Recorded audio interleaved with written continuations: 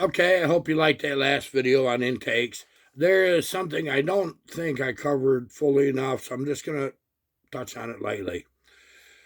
When you can reduce your volume of your intake after the boot, the intake itself, as it's going into the cylinder, it flares out. If you reduce that volume slightly, even if you have to do some filling, you can hit a longer duration number exceeding 160 degrees. Okay. Uh, when you do that, you increase your velocity. Higher velocity lets you have more intake timing. It allows you. So think about that, that if we're trying to make a strong saw, great big, huge, wide, flared out intake, without huge compression increases is not necessary. You stop and look at some of the nicest running saws, like the 2100 Husky was a good example. It was not a big intake or exhaust on that saw. It was a nice running saw, though. No, they didn't turn the RPMs. 394s did, no. As you're increasing your RPMs, your intake should be a little larger. Be real with yourself. What am I trying to get this saw to do? Okay, let's talk about the real subject. Once in a while, somebody comes on here with some serious questions, whether it be email, WhatsApp, or right in the comments. This is right in the comments. Joe Scissorhand left 3 comments. I don't know if I can cover them all in one video or not, but I'm going to try because they're important. And I suck at typing, so it would have been a long, long message. Joe, this is for you.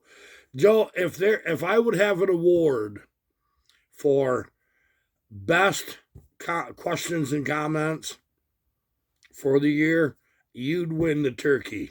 I just saying, all right. I'm gonna try to break it down a little slower because it's gonna or a little bit. Let's just get into this. Joe Scissorhands says, right before showing the buttery smooth piston underside, you mentioned keeping the sides as thick as the front, or maybe it was the rear. Wouldn't that be more than necessary? Pistons aren't meant for lateral force, just forward and backward, meaning in line with the rod, toward the intake and exhaust. I'm not saying you need to or do you not need to, or you just could make it thinner on the sides. Yeah, you can. You can, Joe. Remember, you're trying to hold that wrist pin on that rod. So if that can get too light there, and it can, I should cover this next time I do that. Sometimes I do that. You lose strength. Be wary when you start taking weight off of a piston to lose weight. Let's go on to the rest of this. He says, you've mentioned weight reduction in the video multiple times with the caveat of, I'm not actually aiming for lighter weight, but you speak of it with a decidedly positive tone. And it's in the title of this video. This is something I wondered about while doing one of my pistons recently, which I never would have thought of doing without you, and it's such great move mod technique.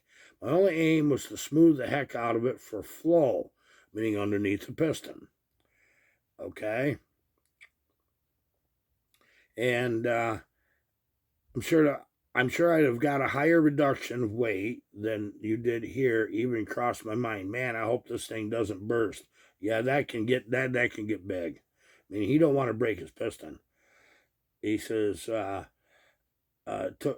took solace in having never heard of such a failure. But yeah, I couldn't help but think, is weight reduction on the piston actually desirable at all? Yes, Joe, it is desirable. I don't concentrate on weight savings. I don't want to lose strength. If I save weight on a piston, great, because it is rotational mass is tons, not just pounds, okay? So when that piston is lighter, that's less load on your rod and less load on your bearings. And he's talking about how light can actually go. Would an ideal weight be near zero? Piston could be made of unobtainium. Yeah, you can't get them that low. Part of me kept thinking a heavier piston, once in motion, should help centrifugal force. Okay, that means like a heavier flywheel on a dirt bike for trails, right? And would it help to make things move faster and easier in the engine? No, Joe, don't work like that. Sort of, but not. Parasitic drag. That piston, if it never had to change direction, yeah, it has to change direction. Too many times a second, way too many. So, the lighter the piston is, within reason, don't sacrifice strength, the less parasitic drag it has, because it takes horsepower to pull that weight that's spinning. It takes horsepower. He says, thanks as always. Honestly, this vid of yours, piston viz, was huge for me because I've only been doing work thinking about port shape, timing, etc. Not just overall smoothness of flow in the entirety of the engine. And that's not just free horsepower, but it's power that's actually good for your engine. Efficient power. Exactly right, Joe. He says you could decrease horsepower by roughing up the squish band, the port edges, etc. It's funny because after fixing, well, here I gotta get back to that. You could actually decrease horsepower by roughing up the squish band, the port edges, etc. It's funny because after fixing a Pharmatech jug, I can't help but think how it's probably equal parts power and good for longevity to even everything out. Okay, I do say that rough intake ports, rough transfers, creates laminar flow, it keeps your fuel in suspension, and that's what it does. Keep everything uniform from left to right side, like left side of your intake to right side, exhaust port, same way. Your transfers from one side to the other. Uniformity is key. Okay. Let's get into this just a little further.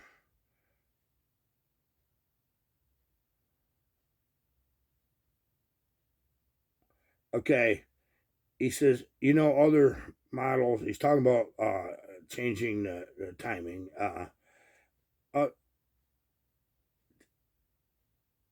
Okay, he's talking about tapered squish bands. Okay, what he's actually saying here is your cylinder in most chainsaws, you have a round egg-shaped combustion chamber, and it comes down to just a broken edge to a flat squish band in the cylinder. Let's call it a cylinder head for this moment. If you can change them just slightly, increase them like 10 degrees in your squish band, rather than just go for like if you're machining and you're taking some off your base and you're going in there and you're taking it off of your squish band, which is going to reduce your combustion chamber volume. What he's talking about is tapering where the squish band is up approximately 10 degrees. And then after you do that, break that edge a little bit.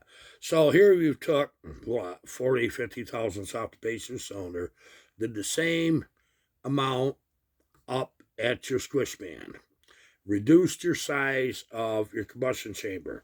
It's more important to have good flow. You want a mushroom cloud of fuel there.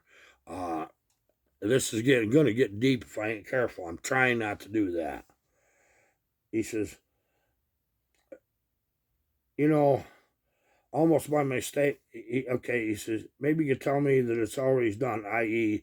tapered squish bands. I stumbled on the idea almost by mistake, but was watching a video on knock in Honda engines. What he's talking about when engine knock is pre-ignition. Okay, bad flow in the combustion chamber going to the squish band can cause spark knock. Yes, it can. He says, like the turbo Hondas and knock and pre-ignition always, they seem of a mindset that power is made on the line of knock pre-detonation. Right on the ragged edge of a detonation is where the power is. You actually make more power if you're into that area of detonation, but you can eliminate that by doing just like what we said. Move, if you're machining already and you have the ability to go in there and cut that squish band to reduce your combustion, go ahead and taper that 10 degrees and then break that edge just a little more nicely. And you'll have a nicer flow without detonation, or it'll be reduced. Okay, seeing video animation of how pre-ignition occurs could not help thinking, if that band is tapered a little onto the chamber, what may have been a pre-detonation can now squeeze its way to the chamber in a way that could not if the squish band was 100% parallel with the piston top, meaning it goes straight. Would love your thoughts. I actually intend to take sandpaper to it. Anyway, now that I have a smaller combustion chamber dome because of raising squish band height, automatically decreasing dome's height and diameter pretty substantially, I look at this and realize if I went for the same ideal squish numbers as I would have defaulted it to, I wouldn't have occurred to me, wow, this squish level means way more compression when your combustion dome is now 70% of its original size. I think I'm going to run 30 to 35,000 squish in this one. We'll keep the pop-up there, and if its pop-up area lines up with my new squish band, have a feeling I'll need a tighter diameter pop-up, topping it to mate properly with a combustion chamber at top dead center. Okay, what he's referring to there, I know I had to wade through that myself. Joe, you're thinking, aren't you? I made my eyes cross there for a second.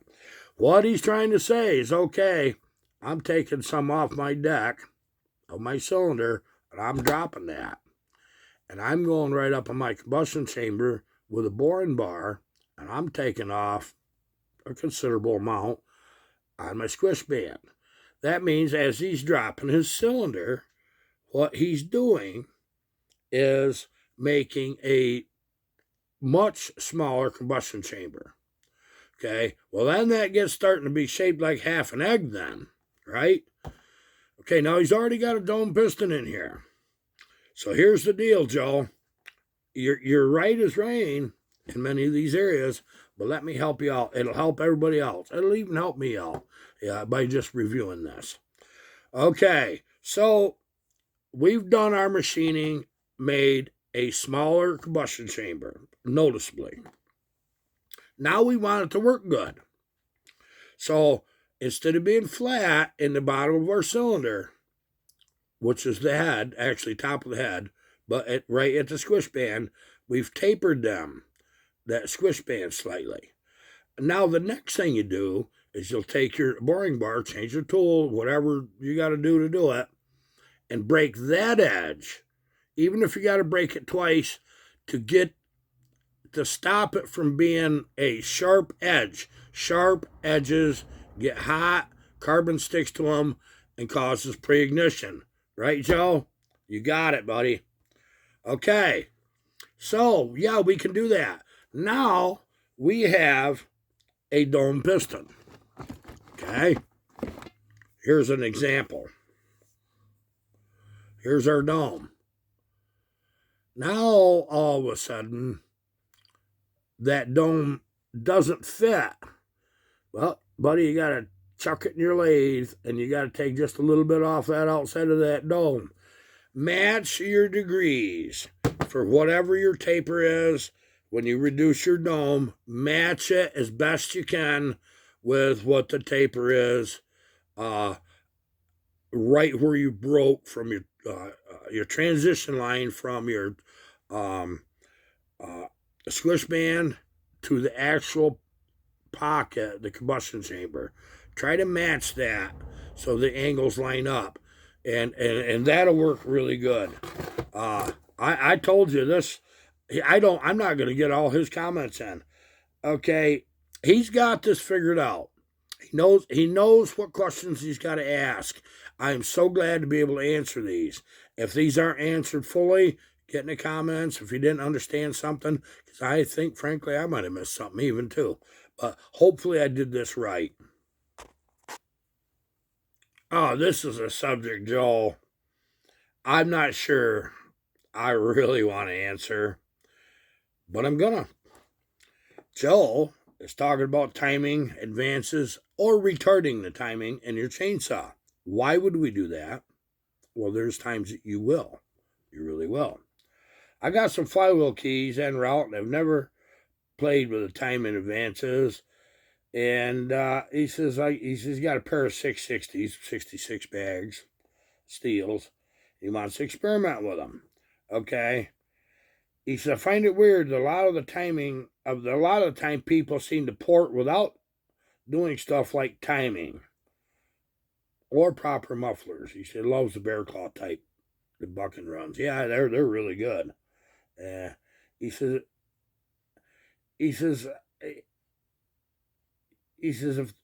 okay, here, let's cover this first. All right, timing, ignition timing. I'm going to have to make a video about it. I've been ignoring you guys. I've been trying not to talk about the subject because it gets you in trouble. Okay, the first thing you need to know is, where does your saw actually fire at? That's what you need to know first, okay? You have to mount a degree wheel, figure out where that saw fires at, and make a mark on that flywheel as a reference from a known point, like exactly where that fires on the ignition. Some ignitions are stronger than others in the same saws. Some fire a little earlier, some fire a little later. Okay, you can change coils. You might have a hotter coil. It'll fire exactly when it's supposed to. Okay, here it is. Most saws from the factory are set at 26 degrees, 25 degrees, 28 degrees, somewhere in that range, timing lead, okay? You're getting into something really big here, guys. What's my octane rating of my fuel? Lower octane ignites quicker. Am I going to go ahead and run 110 octane race fuel? That ignites slower.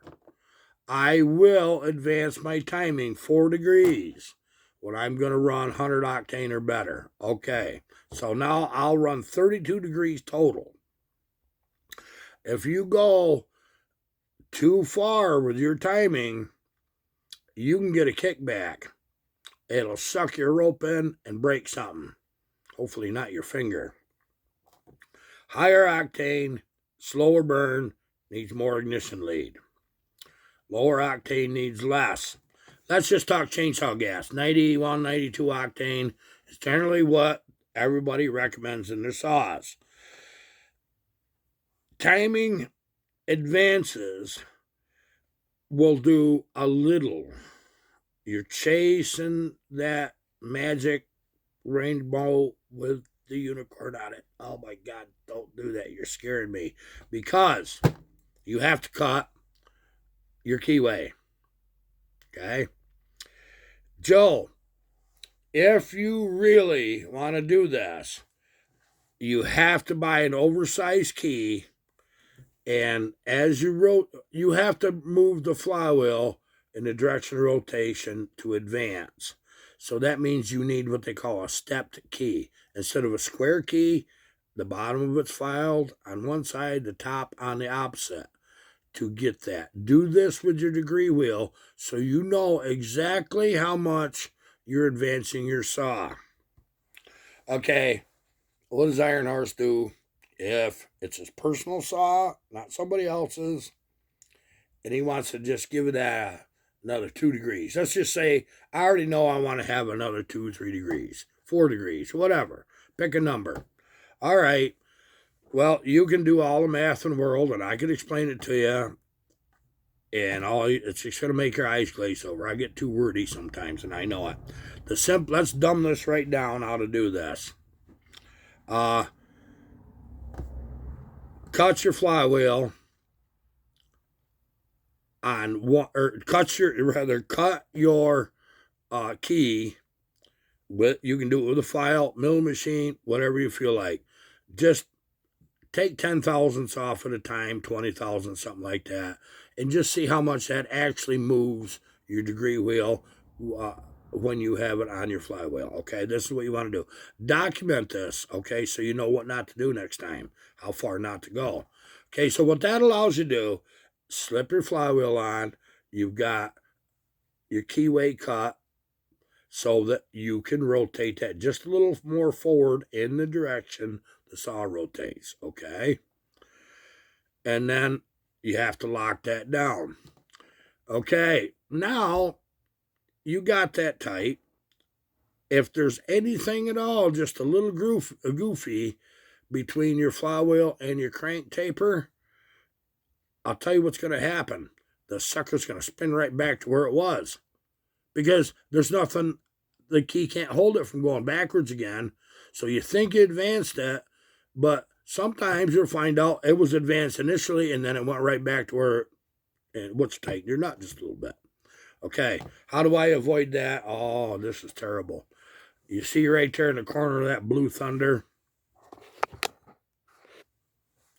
That one's advanced. I had to. There's no key in that. I have no key. Nope. I located where I wanted the fire at, and I used high strength thread locker on my crankshaft. Okay, chemically clean the flywheel and the crank. All right, once that's chemically clean,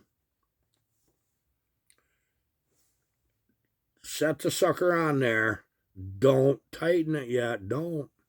Just kind of get something like a, I don't know, if you got an old piston you want to hammer on or something, put that on that flywheel and just give that kind of a tap with a block of wood. You don't want that bouncing, it'll come right off. Just tap it, make sure that it's seated. Let that thread locker dry before you put your nut on. If this isn't done exactly, the darn thing will slip and blah, blah, blah. Okay, so that's the deal on the keys. Build a step key if you can. If not, use high temp thread locker. I will warn you, if you use high strength thread locker, you're going to have to heat that flywheel to get that back off. Okay, yeah, so that pretty much, once that's stuck, that's on there. Believe me. And I might just do that with this one to show you what that's all about. Yeah, there's a lot of gray area stuff right there, ain't there, guys? Okay, so let me get my thoughts together. Okay, Joe's talking about decking cylinders versus exhaust roof height. And he says, when it comes to the exhaust, number one, they raise the exhaust on a standard height cylinder, means it's not machined, or they intentionally do not touch the cylinder height or ceiling height of a dropped CNC cylinder, means it's been decked. Okay, so he's saying either they have or they haven't. This seems odd overlap in my mind. I figure you basically want to port map your cylinders like Bayou Country Power Saws does and go from there. Kenzie learned this from me, and he figured out a lot of things on his own. And now Kenzie's a data guy, and he likes to really make graphs and charts. He's good at it. He really is. So that's what he's referring to. He says exhaust height and cylinder height, deck height, all being up for change. Yeah, you can do that. But it seems like if shaving the deck is on the menu, suddenly raised exhaust roofs are a bad idea. Cannot understand this. Seems contradiction.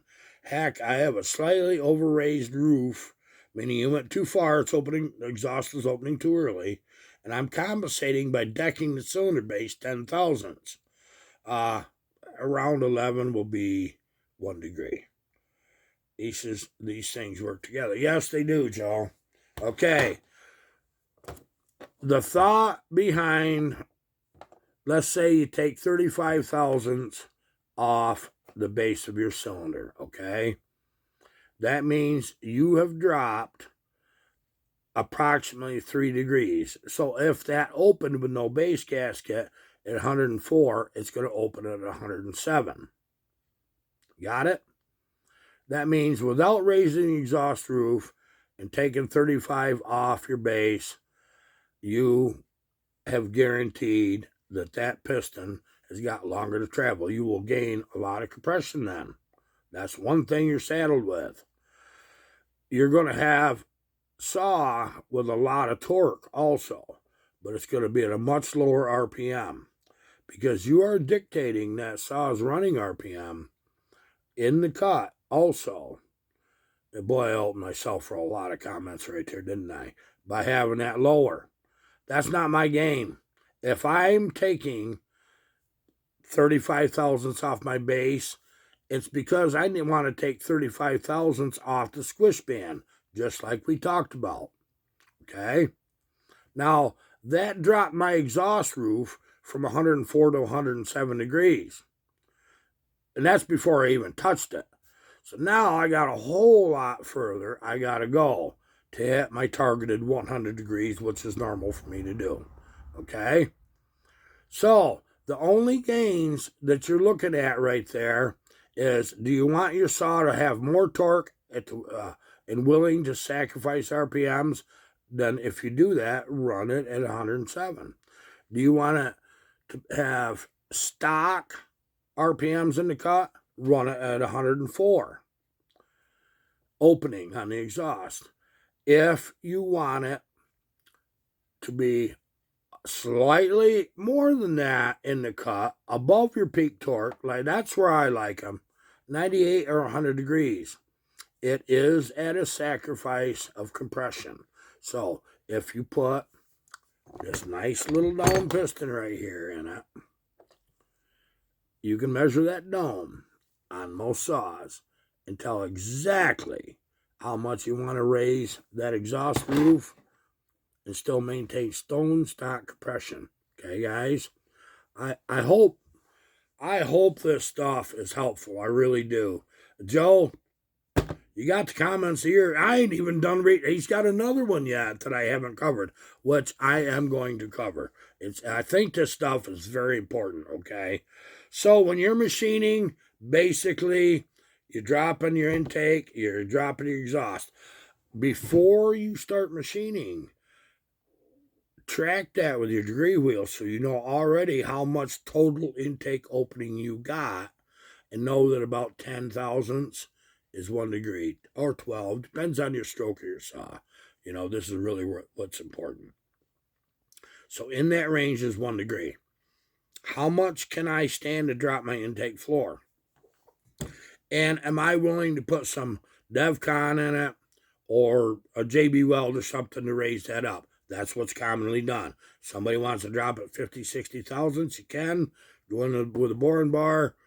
Get your squish band taken care of, just like we just discussed. And then you got to fill your intake floor and then match that to whatever it is. If you do not want to fill your intake floor, know exactly how much room you can machine. So let's say that you know that you've got 3 degrees that you on your intake floor to drop off. Take 32 thousandths off your base. 32. Do the same rate in your up in your squish band. Okay. Another option, guys, is if you don't have the ability or don't want to cut your squish band, cut your piston. Chuck it up in your little lathe, or your buddy, have your buddy help you, and take 32 or 35 in the squish band area. It'll make a higher dome. It all works. I hope this is helpful. Joe, thanks for the comments. Very enlightening. I hope I've covered it. If I haven't, you got more questions, leave them in the comments. I always read them. I try my darndest to answer them ones at least.